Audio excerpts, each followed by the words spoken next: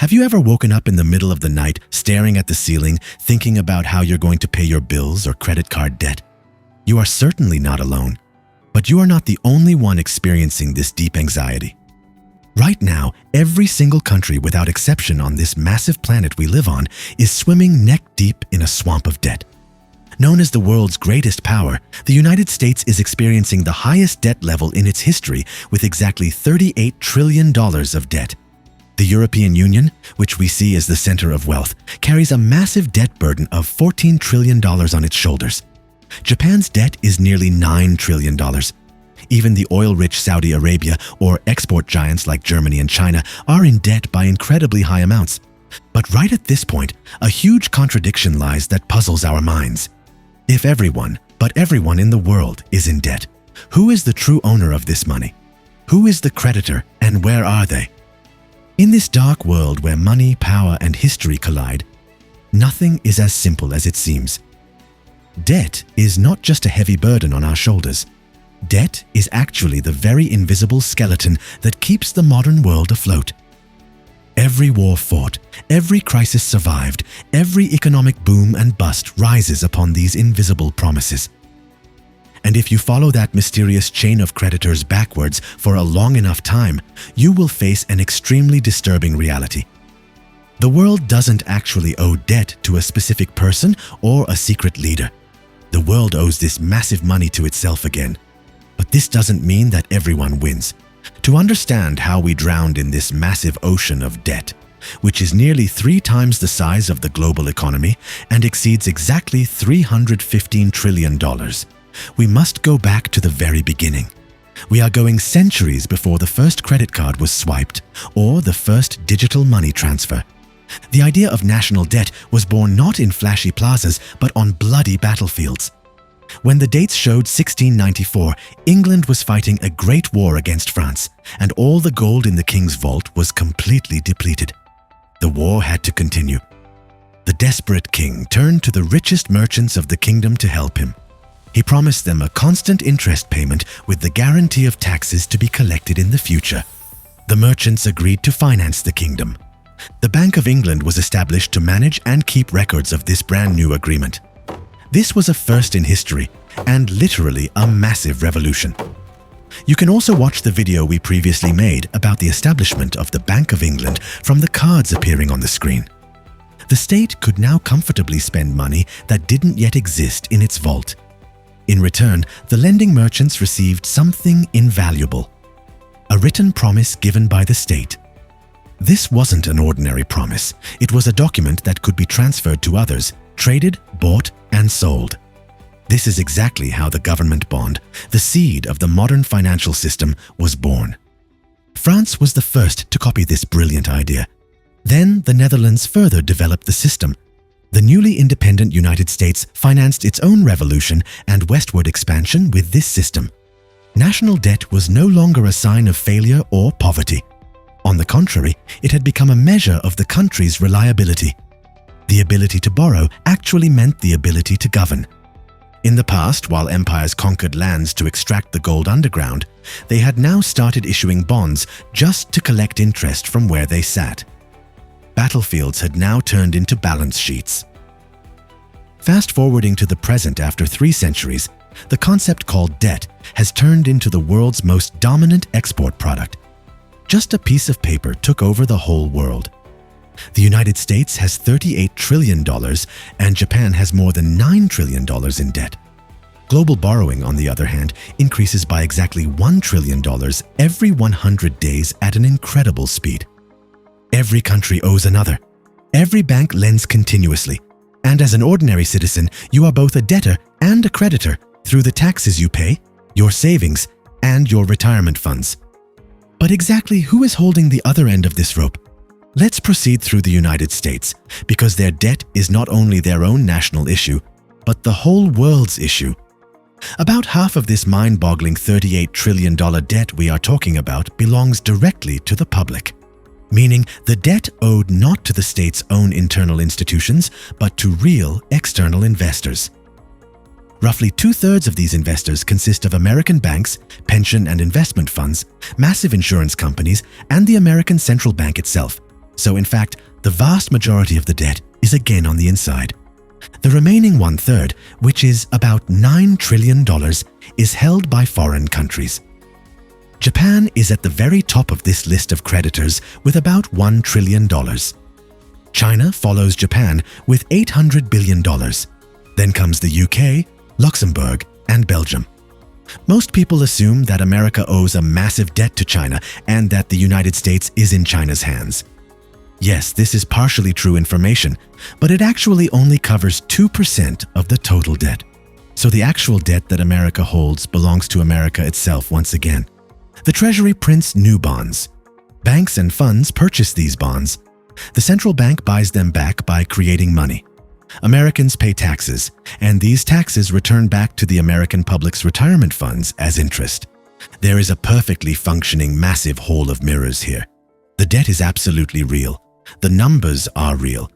But the person we call the creditor is actually just a reflection of the exact same system in a different mirror. And this spinning circle is not a situation unique to America. Japan lends to America directly through bonds. America, on the other hand, provides loans to Europe through international funds. Europe extends credit to developing countries through the World Bank. The developing countries, in order to secure the money in their hands, invest this money back into the bonds of Western countries. This system is a massive game of hot potato played on a planetary scale.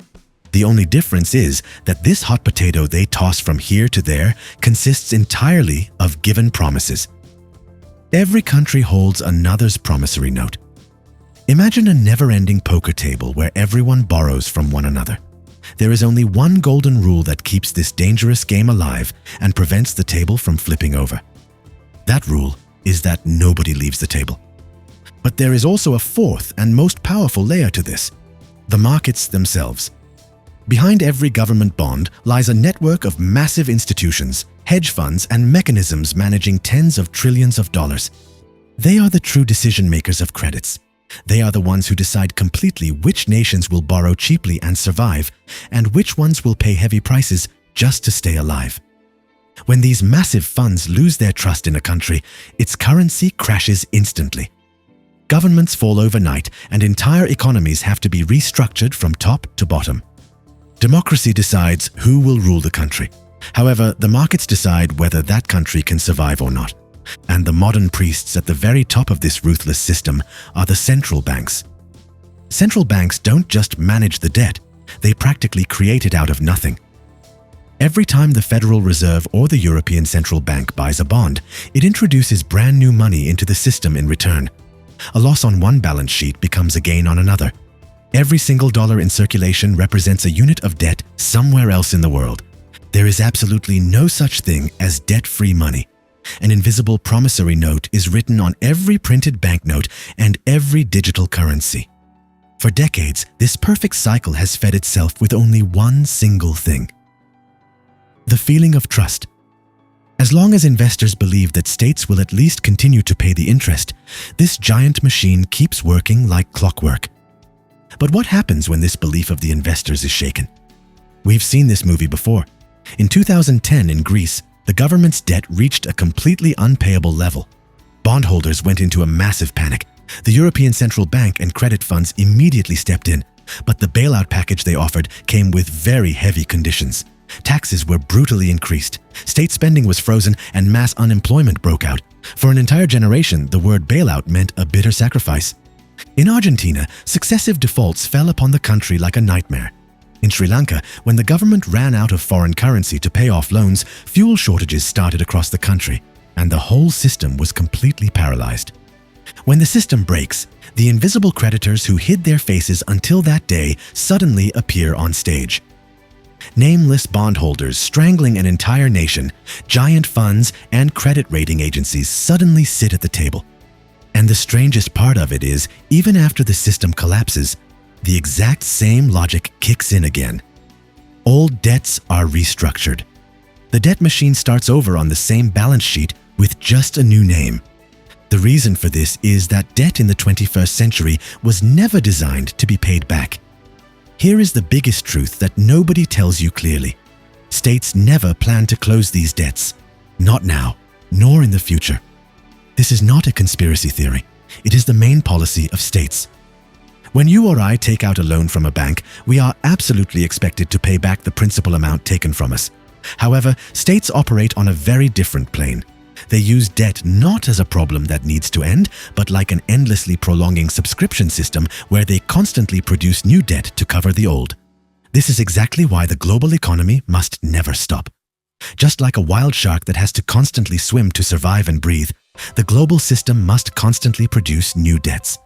Today, the financial system works entirely with the presence of trust, not the presence of money. The United States will absolutely never ever pay off that massive debt. It will continue to roll this over forever. Japan has been rolling over its debt, which reached 2.5 times its own economy, for decades. But the interest rates on government bonds are still close to zero. Because investors do not expect their money to be returned, they are lining up to renew the deal. You ask why? Because for them, government debt is the most reliable thing that exists in the world. An American Treasury bond is not a debt document for the markets. It is a rock-solid foundation upon which global markets are built. If states completely paid off their debts, the whole world would instantly lose its most trusted financial tool. Dollars would be suddenly withdrawn from the market, the system would collapse, and paying the debt would destroy the very thing that makes the economy exist. This is why states do the exact opposite. Not unconsciously, but in an extremely rhythmic and planned manner, they constantly produce more debt. This debt cycle is the very heartbeat that allows capitalism to survive. When politicians talk about balancing the budget or paying off the national debt, they only tell the public a convincing fairy tale. The main goal is not to destroy the debt, but to ensure the system remains believable enough not to collapse. However, when we say we owe this money to ourselves, we are missing a major detail. Interest payments are never distributed equally within society. The money coming out of the pockets of tax-paying ordinary workers flows towards top investors and massive institutions. The creditors are not the bad guys. The debtors are not victims either. Both are parts of this massive engine. If one day that trust is lost and the table flips over, we will all learn in a very bitter way that debt is actually a promise that can never be kept. Thanks for watching. See you in the next video.